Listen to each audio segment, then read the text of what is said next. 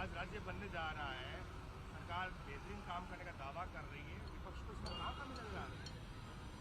ये सरकार दावा कितना ही करे, किसी तरीके की गारंटी दे, लेकिन ये सरकार राजस्थान में न तो लोगों को जन सुरक्षा की गारंटी दे पा रही, क्योंकि व्यक्ति कहीं भी सुरक्षित नहीं है।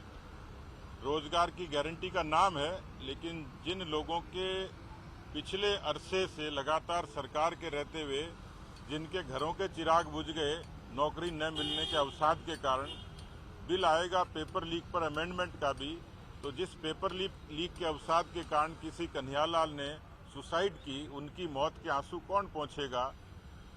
जिस अबला की असमत लूटी गई उसको किस बात की गारंटी देंगे? तो राजस्थान में सरकार की कथनी और करनी में बहुत बेहद फर्क है, और मुझे लगता है कि इस तरीके की पॉपुलिस्टिक चीजें कांग्रेस पार्टी के पिछले 5 सालों में किए गए पापों का प्रायश्चित नहीं हो सकता। राजस्थान की जनता सब देखती है, सब जानती है, और इसलिए समय आने पर ही इसका समाधान करेगी।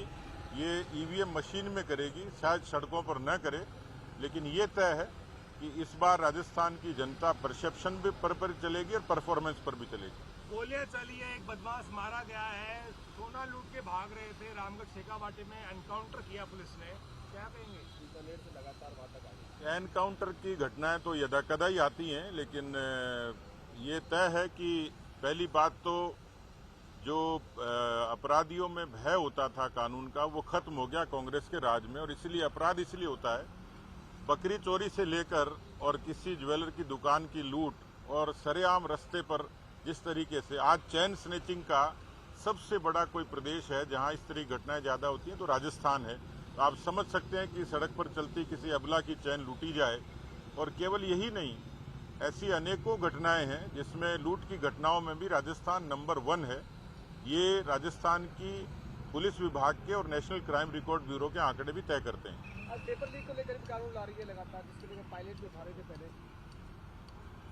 देखिए, पेपर लीक मुझे लगता है कि अब एक संगठित अपराध राजस्थान में हो गया, एक माफिया किस्म से पनप गया, जिस पर राजस्थान की सरकार ने 18 में संज्ञान नहीं लिया। अब 23 में वो अमेंडमेंट करके लीपापोती करनी चाह रही है, लेकिन बावजूद उसके कानून तो पहले ही बनाया था, पर घटनाएं क्यों नहीं रुकी?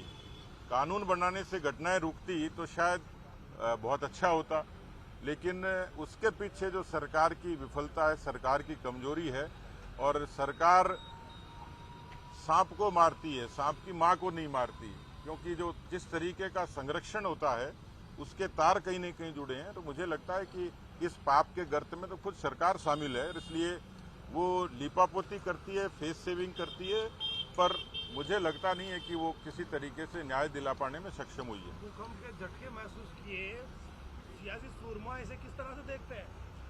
हिंदुस्तान में शादीशुदा आदमी इस तरीके के झटके सहन करता है, तो ये बात ठीक प्राकृतिक आपदा थी, लेकिन भारत के लोग तो झटके सहन करने के आदी हैं।